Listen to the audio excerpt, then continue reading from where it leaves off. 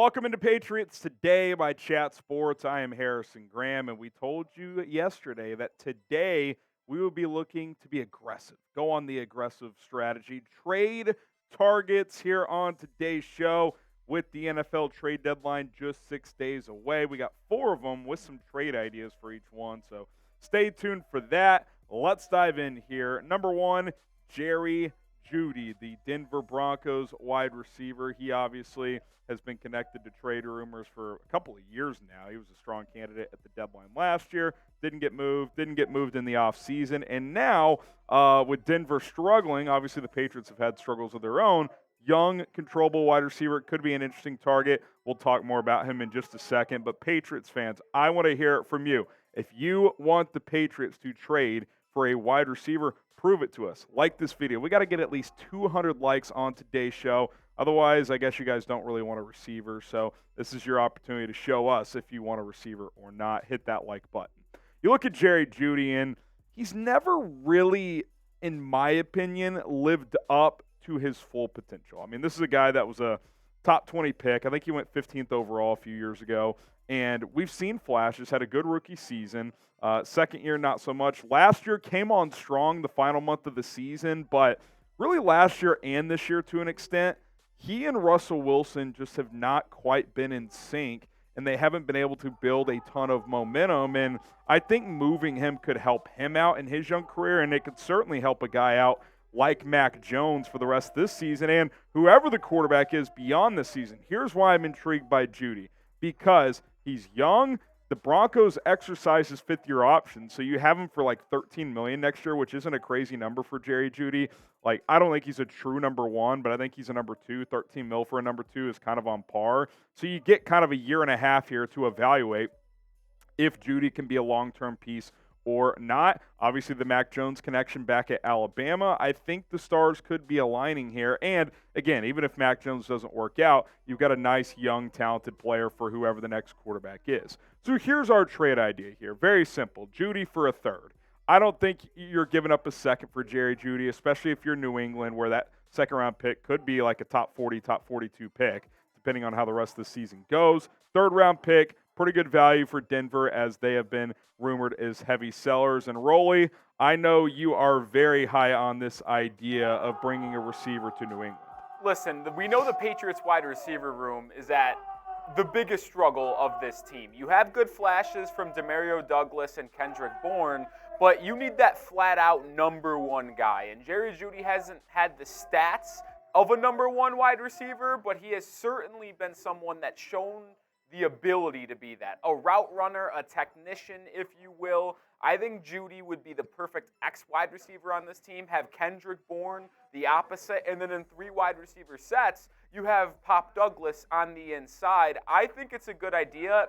Like you mentioned, Harry, I don't think it's going to be that expensive to get Jerry Jeudy. There was talks this offseason about if the Patriots were going to trade for Jeudy then. They evidently did not. The Broncos wanted like a first-round pick. I think it might be a third-round calling card unless his market heats up. I think it's a match made in heaven for Jeudy and the Patriots. You get Mac back with Jeudy. The one game they played together, Harrison, was in Judy's final year in the bowl game, and he went for like 200. So the two have at least some sort of connection. I think it would be a perfect trade for New England. Get the Bama boys together in New England. Let's make it happen. Would you do this trade? Jeudy for a third. Type Y for yes.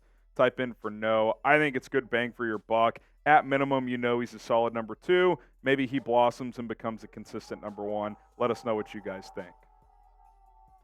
Next up on our trade targets video is Hunter Renfrow with the Las Vegas Raiders. And a report actually came out today, I believe, it was either today or yesterday, that Renfro and Josh McDaniels reportedly, like, they have fallen out. Like, they don't get along. So I think there's a very good chance that Vegas moves him in the next 6 days. And this is a classic Patriot, right? Like, you think of all the receivers they've had over the years that have had success: Wes Welker, Julian Edelman, obviously guys like Danny Amendola, Chris Hogan. I mean, the list goes on. And Hunter Renfrow, very similar. Small, shifty slot guy that just knows how to get open. I thought the Raiders gave him a little bit too big of a contract when they gave him $16 million per year. I think it was 2 for $32. But he's better than this. I mean, he should absolutely be a guy that is getting more targets and opportunities out in Vegas. It's just a disaster. I mean, McDaniels, listen, I know he had a great run here, right? But that has not worked out. The offense has not scored 20 points in a game yet this season. Renfro has been phased out. You want to talk about not having to give much at all, potentially. You could even go this route. Maybe you just go player-for-player swap. Hey, Vegas, we'll give you Juju, more of a big physical guy on the outside. Give us the shifty Hunter Renfro. I think that's a guy that could play to Mac Jones' skill set too, just a reliable third down guy who can get open. I like this idea. If it is going to be draft compensation, I don't think you'd have to give up more than a sixth. It might even be the classic Renfro in a seventh for a sixth. Like, I don't think it would cost much at all. So keep an eye on that if you want to go like in the cheaper route at the wide receiver position. Okay, Prize Picks, today's sponsor, Daily Fantasy Sports. You might hear yelling in the background. That's because the NBA is back. And I'll tell you what, Daily Fantasy Sports is fun for the NFL. It's pretty damn fun for the NBA as well. I've got a couple of entries tonight that I'm fired up about. But listen, Prize Picks is awesome because it's very simple.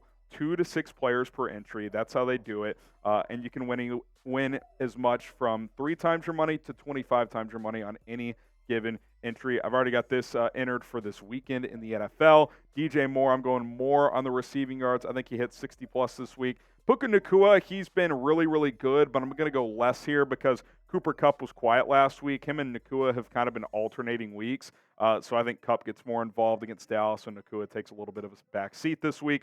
20 to win 60. Love the bang for the buck there. Very good value. And again, if you do a 6-player entry, you can get one up to 25 times your money. PrizePicks.com/CLNS.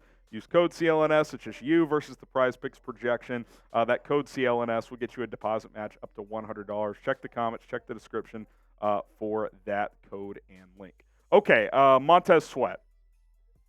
Lot of buzz around Montez Sweat and Chase Young coming out of Washington. Ron Rivera's on the hot seat. Washington has reportedly drawn interest. In fact, there was a report today that the Commanders have already received a trade offer on Montez Sweat. So he's a prized commodity right now, and the Commanders have some key decisions to make. Now, I think they're going to wait for this week's game to play out. If they win, they're 4-4. Maybe they stand pat. If they lose, they're 3-5. Maybe they sell. So definitely very interested. But Sweat has been one of the most consistent edge rushers over the last few years. He's not like a 12, 15 sack guy, but he's always in that 8 sack range, and he's an excellent run stopper. I mean, he sets the edge. He's very good in that regard while also giving you pretty good sack production. And look, with Matt Judon out for a while and him being 31, we don't know what his future here is long term. Montez Sweat, 26, 27.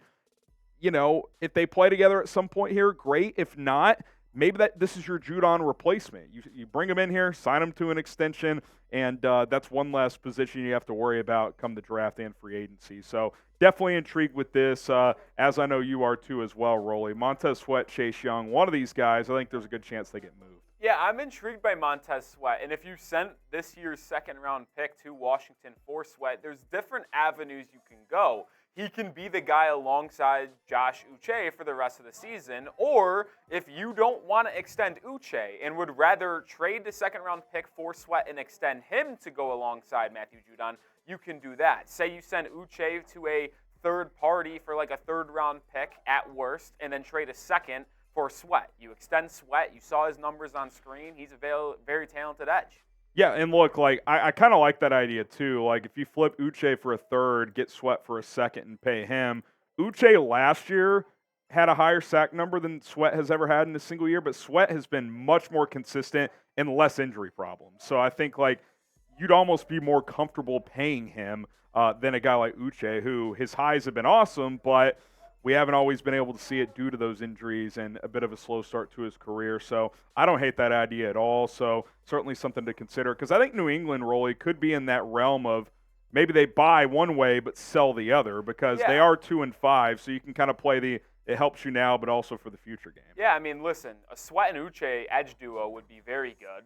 But if you did want to go that route so you hedged yourself a little bit and trade Uche, I like Josh. I think he would be a good Patriot for the future, but there's no denying that Montez Sweat, as we currently sit, is the better football player. He's just more consistent, and like you mentioned, Harrison, doesn't have as much injury history, So if you're able to trade Uche to another team for a third, and then just send a second to Sweat, so you move back one spot but get a better edge and extend him, kind of in. And Judon, he could be back next year still. Yeah. So, like, you could worry about, like, future edges maybe, like, in 2025. So, certainly some things to consider there. Hit that subscribe button. The trade deadline is less than a week away. If New England makes a move, we're going to have you covered with the video. So, hit that sub button.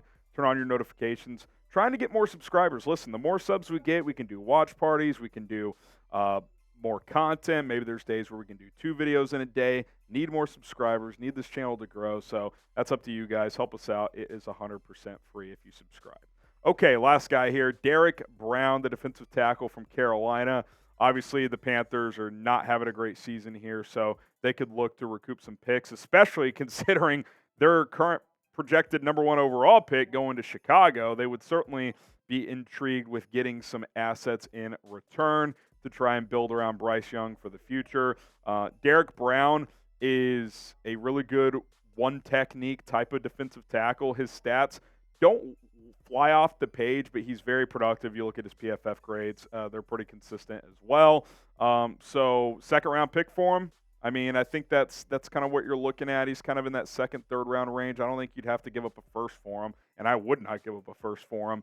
So keep an eye on this guy because I think he could be a player that's on the move, whether it's to New England or somewhere else. So I would like to bring in a defensive lineman, and if you put Brown next to Christian Barmore, that's it's pretty damn good, man. I mean, that's a beefy interior there on that defensive line. So we'll see what New England does. Again, I told you guys yesterday, I think a lot of this could come down to what happens on Sunday. If you beat Miami, you're not like, oh my gosh, we're back, but you're not dead either. You're 3-5. If you want to be a little aggressive, you certainly could do that. If you fall to 2-6, it seems like buying at that point is probably more of a long shot. So we'll see what happens on that front. I do think I'd be surprised if a trade were to happen before Sunday's game.